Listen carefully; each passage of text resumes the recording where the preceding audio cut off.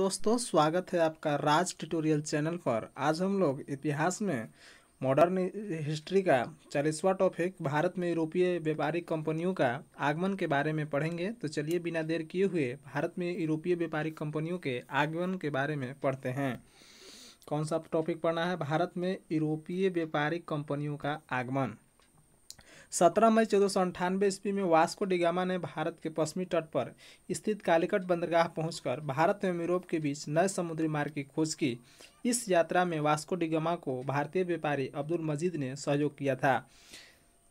हुआ क्या दोस्तों कि 17 मई 1498 को वास्को डी गामा, जो कि पुर्तगाल का रहने वाला था, वो जो है भारत के पश्चिमी तट पर कालीकट बंदरगाह पहुंचा और भारत और यूरोप के बीच समुद्री नए मार्ग की खोज की। ठीक ना। और इस यात्रा में वास्को डी गामा को जो है भारतीय व्यापारी अब्दुल मजीद ने मदद किया था। 1505 ईस्वी में फ्रांसिस्को द अल्मेडा भारत में प्रथम पुर्तगाली वायसराय बनकर आया। और जब खोज हो गया इंडिया के 1498 ईस्वी में, तो 1505 ईस्वी में फ्रांसिस्को द अल्मेडा जो है भारत में प्रथम पुर्तगाली वायसराय बनकर आया। 1509 ईस्वी में अल्फांसो द अल्बुकुर्क भारत में पुर्तगालियों का वायसराय बना। इसने 1510 ईस्वी में बीजापुर के यूसुफ आदिल शाह को गोवा को जीता। हुआ क्या दोस्तों कि 1509 ईस्वी में अल्फांसो द अल्बुकुर्क जो है भारत में पुर्तगालियों का वायसराय बना। यानी कि भारत में पुर्तगालियों का वायसराय पहला कौन बना? तो अल्फांसो द अल्बुकुर्क। ठीक ना। और बीजापुर के क्या किया? बीजापुर के जो शासक था यूसुफ आदिल शाह को 1510 ईस्वी में इन्होंने क्या किया कि हरा दिया और गोवा को यहाँ से क्या कर लिया? जीत लिया। पुर्तगालियों ने अपनी पहली व्यापारिक कोठी कोचीन में खोली। पुर्तगालियों ने अपनी पहली कोठी कहाँ खोली? तो कोचीन में खोली। दक्षिण पूर्वी तट पर पुर्तगालियों की एकमात्र बस्ती सन थोमे थी। ठीक ना। दक्षिण पूर्वी तट पर पुर्तगालियों की एक बस्ती थी, उसका क्या नाम था? तो सन थोमे थी। पुर्तगालियों के बाद भारत में डच लोग आए। पहला डच यात्री कार्लेनियन हाउटमैन 1596 ईस्वी में भारत के पूर्व सुमात्रा पर पहुंचा। यानी कि पुर्तगाली के बाद अगर दूसरा कोई विदेशी भारत में आए तो दूसरा लोग कौन आए? तो डच आए। ठीक ना। पहला डच यात्री कौन था? तो कार्लेनियन हाउटमैन था, जो 1596 ईस्वी में भारत के पूर्व सुमात्रा पहुंचा। डचों ने भारत में अपनी पहली प्रथम व्यापारिक कोठी 1605 ईस्वी में मसूलीपट्टनम में स्थापित की। डचों की दूसरी व्यापारिक कोठी पुलिकट में स्थापित हुई, जहां उन्होंने अपने स्वर्ण सिक्के पैगोडा को ढाला और पुलिकट को ही समस्त गतिविधियों का केंद्र बनाया। यानी डचों ने पहला कोठी जो है व्यापारिक कोठी कब खोला? तो 1605 ईस्वी में। कहा? तो मसूलीपट्टनम में। ठीक ना। और डच ने दूसरी कोठी भी व्यापारिक कोठी स्थापित की। कहाँ? तो पुलिकट में स्थापित की। और वहाँ पर उन्होंने स्वर्ण सिक्के पैगोडा को ढाला और पुलिकट को ही समस्त गतिविधियों का केंद्र बनाया। दोस्तों, यहाँ कंपनी है और उसका स्थापना वर्ष है, आइए उसके बारे में हम लोग पढ़ लेते हैं। पुर्तगाली ईस्ट इंडिया कंपनी की स्थापना कब हुआ? तो 1498 ईस्वी में। अंग्रेजी ईस्ट इंडिया कंपनी कब हुआ? तो 1600 ईस्वी में। डच ईस्ट इंडिया कंपनी कब हुआ? तो 1602 ईस्वी में। और डेनिश ईस्ट इंडिया कंपनी का कब हुआ? तो 1616 ईस्वी में। और फ्रांसीसी ईस्ट इंडिया कंपनी की स्थापना कब हुआ? तो 1664 ईस्वी में। और स्वीडिश ईस्ट इंडिया की कंपनी की स्थापना कब हुआ? तो 1761 ईस्वी में। चलिए दोस्तों, यदि ये वीडियो आपको अच्छा लगता है तो लाइक कीजिए, सब्सक्राइब कीजिए, अपने दोस्तों में शेयर कीजिए। आगे हम लोग पुर्तगालियों के बारे में पढ़ते हैं और डचों के बारे में। डच ने भारत में प्रथम बार औद्योगिक वेतन भोधी रखे। ठीक ना। डच ने भारत में क्या किया कि जो भी काम करते थे उसको वेतन दिया करते थे। डचों का भारत में अंतिम रूप से पतन 1759 ईस्वी को अंग्रेजों एवं डचों के मध्य हुए वेदरा युद्ध से हुआ। और क्या हुआ कि जैसे मान लिया जाए भारत में व्यापारिक कंपनी खोलने और भारत से व्यापार करने की होड़ में, ठीक ना, एक दूसरे से डच और पुर्तगाली जो है आपस में लड़ाई करने लगे। तो पहला जो है अंतिम रूप से डचों का पतन कब हुआ? तो वेदरा के युद्ध में हुआ। जबकि वेदरा का युद्ध कब हुआ था? तो 1759 ईस्वी में। 31 दिसंबर 1600 ईस्वी को इंग्लैंड की रानी एलिजाबेथ प्रथम ने ईस्ट इंडिया कंपनी को अधिकार पत्र प्रदान किया। हुआ क्या दोस्तों कि 31 दिसंबर 1600 ईस्वी को इंग्लैंड की रानी एलिजाबेथ प्रथम ने ईस्ट इंडिया कंपनी को, ठीक ना, अधिकार पत्र प्रदान कर दिया। प्रारंभ में ईस्ट इंडिया कंपनी में 217 साझेदार थे और पहला गवर्नर टॉमस स्मिथ था। शुरू में जो था ईस्ट इंडिया कंपनी के समझदार जो पार्टनरशिप थे कितना थे? तो 217 थे। और पहला अगर गवर्नर कौन था? तो टॉमस स्मिथ था। मुगल दरबार में जाने वाला प्रथम अंग्रेज कैप्टन हॉकिंस था, जो कि जेम्स प्रथम के राजदूत के रूप में अप्रैल 1609 ईस्वी में जहांगीर के दरबार में गया था। याद रखिएगा दोस्तों, मुगल दरबार में पूछता है कि मुगल दरबार जहांगीर के दरबार में आने वाला पहला अंग्रेज कौन था, तो कैप्टन हॉकिंस था। और इसको किसने भेजा था, तो जेम्स प्रथम ने भेजा था, ठीक ना। 1609 ईस्वी में जहांगीर के दरबार में आया था। हालांकि दोस्तों पढ़िएगा तो ये जो हॉकिंस आया था वो अकबर के से मिलने आया था, लेकिन उस समय अकबर जो है 1605 ईस्वी में ही अकबर की मृत्यु हो गई थी, तो उसके बाद जो है उत्तराधिकारी जहांगीर बना था। तो इसलिए जो है कैप्टन हॉकिंस जो है किसके दरबार में आए थे, तो हालांकि वो फरमान लेके आया था अकबर के नाम से, लेकिन वो किसके दरबार में आया था, तो जहांगीर के दरबार में। कब आया था, तो 1609 ईस्वी में। याद रखिएगा दोस्तों, पूछ देता है परीक्षा में कि जहांगीर के दरबार में आने वाला प्रथम अंग्रेज कौन था, तो कैप्टन हॉकिंस थे। और किसके राजदूत था, तो जेम्स प्रथम का। भारत आने वाला पहला अंग्रेजी जहाज रेड ड्रैगन था। भारत आने वाला पहला अंग्रेजी जहाज कौन था, तो रेड ड्रैगन था। 1611 ईस्वी में दक्षिण पूर्व समुद्र तट पर सर्वप्रथम अंग्रेजों ने मसूलीपट्टनम में व्यापारिक कोठी की स्थापना की। 1611 ईस्वी में दक्षिण पूर्व समुद्र तट पर सर्वप्रथम अंग्रेजों ने मसूलीपट्टनम में व्यापारिक कोठी स्थापना की, ठीक ना। हालांकि दोस्तों 1608 ईस्वी में ही सूरत में अपना फैक्ट्री खोला था, लेकिन किसी कारणवश वो पूरा नहीं हो सका, इसलिए मसूलीपट्टनम में पहला व्यापारिक कब हुआ, ठीक ना, 1611 ईस्वी में।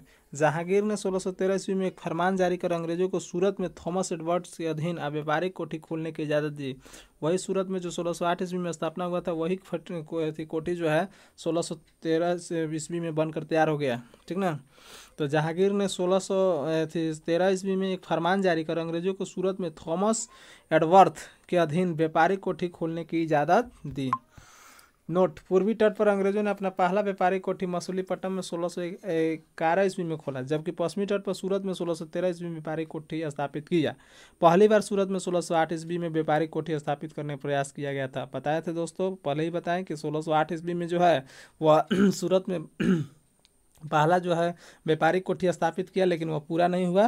लेकिन सबसे पहला जो है कहाँ हुआ, तो 1611 ईस्वी में मसूलीपट्टनम, उससे पहले पूरा हो गया, ठीक ना। और बाद में जो है 1613 ईस्वी में जो है सूरत वाला भी जो है व्यापारिक कोठी क्या हो गया, बनकर तैयार हो गया। 1615 ईस्वी में सम्राट जेम्स प्रथम ने सर टॉमस रो को अपना राजदूत बनाकर मुगल सम्राट जहांगीर के दरबार में भेजा। रो फरवरी 1619 ईस्वी तक भारत में रहा। रो जहांगीर एवं खुर्रम से अंग्रेजी के लिए कुछ व्यापारिक छूट प्राप्त करने में सफल रहा। और 1615 ईस्वी में क्या हुआ कि जेम्स प्रथम ने फिर सर टॉमस रो को, ठीक ना, याद रखिएगा दोस्तों, सर टॉमस रो और जेम्स हॉकिंस, ठीक ना, ये दोनों जो है किसके दरबार में आए थे, तो सम्राट जहांगीर के दरबार में आए थे, ठीक ना। और जो ये था सर टॉमस रो था 1619 ईस्वी तक भारत में रहा। और रो जहांगीर एवं खुर्रम से अंग्रेजों के लिए कुछ व्यापारिक छूट प्रदान करने में सफल रहा, यानी कि जो व्यापार में जो कर लगता था तो उसका कुछ छूट करने में वो क्या हुआ, सफल रहा। 1632 ईस्वी में गोलकुंडा के सुल्तान ने अंग्रेजों को एक सुनहला फरमान दिया, जिसके अनुसार अंग्रेज सुल्तान को 500 पैगोडा वार्षिक कर देकर गोलकुंडा राज्य के बंदरगाह पर स्वतंत्रता पूर्वक व्यापार कर सकते थे। हुआ क्या दोस्तों कि 1632 ईस्वी में गोलकुंडा के सुल्तान जो था अंग्रेजों को एक सुनहला फरमान जारी किया, जिसके अनुसार अंग्रेज सुल्तान को 500 पैगोडा वार्षिक कर देकर गोलकुंडा राज्य के बंदरगाह पर स्वतंत्रता पूर्वक व्यापार कर सकते थे। यानी कि अंग्रेजों के लिए यह और भी आसान हो गया जब गोलकुंडा का जो शासक था, सुल्तान था, उन्होंने सुनहला फरमान दिया 1632 ईस्वी में, और उन्होंने कहा कि 500 पैगोडा देकर आप वर्ष भर के लिए व्यापार कर सकते हैं। 1639 ईस्वी में अंग्रेज फ्रांसिस डे ने चंद्रगिरी के राजा से मद्रास पट्टे पर लिया और वहीं एक किलाबंद कोठी का निर्माण किया। और इस कोठी का नाम फोर्ट सेंट जॉर्ज पड़ा, और यही फोर्ट सेंट जॉर्ज कालांतर में कोरोमंडल तट पर अंग्रेजी मुख्यालय बना। हुआ क्या दोस्तों कि 1639 ईस्वी में अंग्रेज फ्रांसिस डी ने चंद्रगिरी के राजा से मद्रास को पट्टे पर ले लिया, वहीं एक किलाबंद कोठी का निर्माण किया, और इस कोठी का नाम किसका हुआ, फोर्ट सेंट जॉर्ज पड़ा, ठीक ना। और यही फोर्ट सेंट जॉर्ज जो है कालांतर में आगे जाकर कोरोमंडल तट पर अंग्रेजी मुख्यालय बना। 1661 ईस्वी में पुर्तगाली राजकुमारी कैथरीन ऑफ द ब्रेगेंजा एवं ब्रिटेन के राजकुमार चार्ल्स द्वितीय का विवाह हुआ। और इस अवसर पर दहेज के रूप में पुर्तगालियों ने चार्ल्स द्वितीय को बम्बई प्रदान हुआ क्या दोस्तों कि 1661 ईस्वी में पुर्तगाली राजकुमारी कैथरीन ऑफ ब्रेगेंजा का शादी जो है ब्रिटेन के राजकुमार चार्ल्स द्वितीय के साथ हुआ, और इस अवसर पर दहेज के रूप में पुर्तगालियों ने चार्ल्स द्वितीय को बम्बई दे दिया। हुआ क्या था कि पुर्तगालियों को जो था तब बम्बई पर अधिकार था, उन्होंने दहेज के रूप में बम्बई को दे दिया। सुनने में थोड़ा गजब लगता है दोस्तों कि हमारा देश था और दहेज कोई दूसरा कोई दे रहा था, लेकिन उस समय चूंकि उन्हीं का अधिकार था इसलिए उन्होंने दहेज के रूप में मुंबई को दे दिया। 1668 ईस्वी में चार्ल्स द्वितीय ने बम्बई को 10 पाउंड को वार्षिक किराए पर ईस्ट इंडिया को दे दिया। और 1668 ईस्वी में क्या हुआ कि चार्ल्स द्वितीय ने बम्बई को 10 पाउंड के वार्षिक किराए पर ईस्ट इंडिया कंपनी को दे दिया। 1687 ईस्वी में अंग्रेजों ने पश्चिमी तट पर मुख्यालय सूरत से हटाकर बम्बई को बनाया। और 1687 ईस्वी में क्या हुआ कि अंग्रेजों ने अपने पश्चिमी तट का जो सूरत था वहां से मुख्यालय हटाकर कहाँ बनाया, मुंबई को बनाया, बम्बई को बनाया। गेराल्ड ऑगियर 1659 से 1677 ईस्वी तक सूरत का प्रेसिडेंट और बम्बई का गवर्नर बम्बई शहर की स्थापना की। यानी बम्बई शहर की स्थापना किसने किया, तो गेराल्ड ऑगियर ने। ठीक ना, ये कौन था, तो सूरत का प्रेसिडेंट और बम्बई का गवर्नर था। ठीक ना।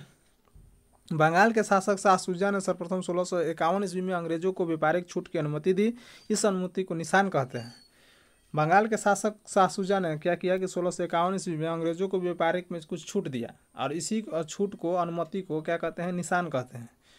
1698 ईस्वी में अंग्रेजी ईस्ट इंडिया कंपनी ने 3 गांव सुतानुती, कालीकट एवं गोविंदपुर की जिम्मेदारी 1200 रुपये भुगतान कर प्राप्त की और यहाँ पर फोर्ट विलियम का निर्माण किया। चार्ल्स आयर फोर्ट विलियम के प्रथम प्रेसिडेंट हुए। कालांतर में ही कोलकाता नगर कहलाया, जिसकी नींव जॉर्ज चार्नोक ने रखी। हुआ क्या दोस्तों कि 1698 ईस्वी में अंग्रेजी ईस्ट इंडिया कंपनी 3 गाँव, कौन कौन गाँव, सुतानुती, कालीकट और गोविंदपुर को जिम्मेदारी जो है 1200 रुपये में भुगतान कर पर प्राप्त कर लिया, यानी 1200 में ले लिया।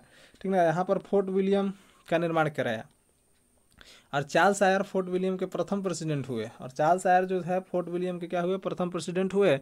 और कालांतर में ही जो कलकत्ता था यही जो है कलकत्ता नगर कहलाया, जिसकी नींव किसने रखा था, तो जॉर्ज चार्नोक ने रखा था। याद रखिएगा दोस्तों, कभी कभी पूछ देता है कि कलकत्ता की स्थापना किसने की, तो जॉर्ज चार्नोक ने की थी। भारत में फ्रांसीसियों की प्रथम कोठी फ्रैंको कैरो के द्वारा सूरत में 1668 ईस्वी में स्थापित की गई। भारत में फ्रांसीसियों की प्रथम कोठी का कब स्थापित किया गया, तो 1668 ईस्वी में किसके द्वारा, तो फ्रैंको कैरो के द्वारा। कहाँ स्थापित हुआ, तो सूरत में।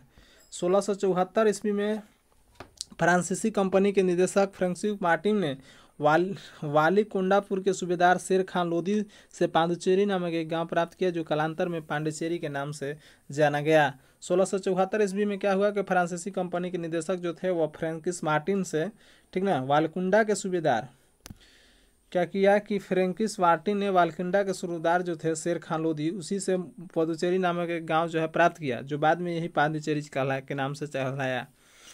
प्रथम कर्नाटक युद्ध 1746 से 48 के बीच ऑस्ट्रिया के उत्तराधिकार युद्ध से प्रभावित था, और 1748 ईस्वी में हुई एल्ला सापल की संधि के द्वारा ऑस्ट्रिया का उत्तराधिकार युद्ध समाप्त हो गया, और इसी संधि के तहत प्रथम कर्नाटक युद्ध भी समाप्त हो गया। हुआ क्या दोस्तों कि प्रथम कर्नाटक युद्ध 1746 से 1748 ईस्वी के बीच ऑस्ट्रिया के उत्तराधिकार के युद्ध से प्रभावित था। ठीक ना, यानी ऑस्ट्रिया पर कौन अधिकार करेगा उसके लिए हुआ युद्ध, प्रथम कर्नाटक युद्ध हुआ।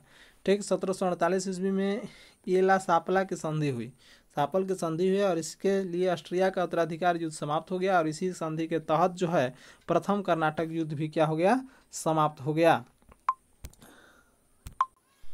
दूसरा कर्नाटक युद्ध जो है 1749 से 1754 ईस्वी में हुआ। इस युद्ध में फ्रांसीसी गवर्नर डुप्ले की हार हुई और उसे वापस बुला लिया गया, और इसकी जगह पर गोडेहू को भारत में अगला फ्रांसीसी गवर्नर बनाया गया। पांडिचेरी की संधि जनवरी 1755 के साथ युद्ध विराम हुआ।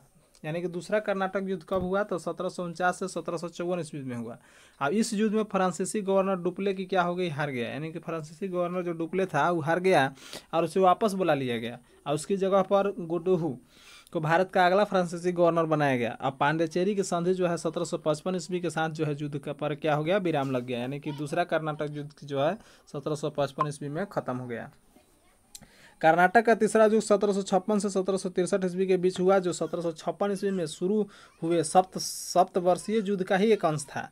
पेरिस की संधि होने पर यह युद्ध समाप्त हुआ। यानी कि कर्नाटक का तीसरा युद्ध कब हुआ, तो 1756 से 1763 ईस्वी के बीच हुआ, जो 1756 हुए सूर्य सप्तवर्षीय युद्ध का ही एक अंश था, यानी 7 वर्षों तक चला। पेरिस के संधि के साथ यह भी युद्ध क्या हो गया, समाप्त हो गया। 1760 ईस्वी में अंग्रेजी सेना ने सर आयरकुट के नेतृत्व में वांडीवास की लड़ाई में फ्रांसीसियों को बुरी तरह हराया। और 1760 ईस्वी में जो याद रखिएगा दोस्तों, वांडीवास का युद्ध हुआ। वांडीवास के युद्ध में फ्रांसीसी जो है बुरी तरह से हार गए।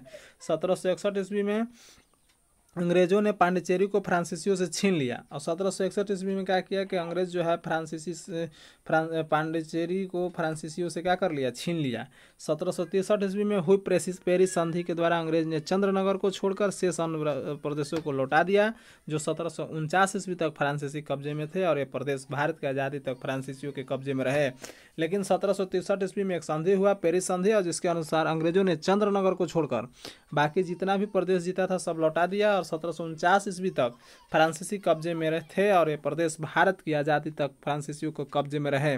दोस्तों, यदि ये वीडियो आपको अच्छा लगता है तो लाइक कीजिए, सब्सक्राइब कीजिए, अपने दोस्तों में शेयर कीजिए। कुछ ही दिनों में जो है NCERT सार संग्रह के वीडियो अपलोड होंगे, तो ज़्यादा से ज़्यादा लोगों को देखने के लिए शेयर कीजिए, ताकि ज़्यादा से ज़्यादा लोगों को बेनिफिट हो सके। वीडियो देखने के लिए थैंक यू दोस्तों।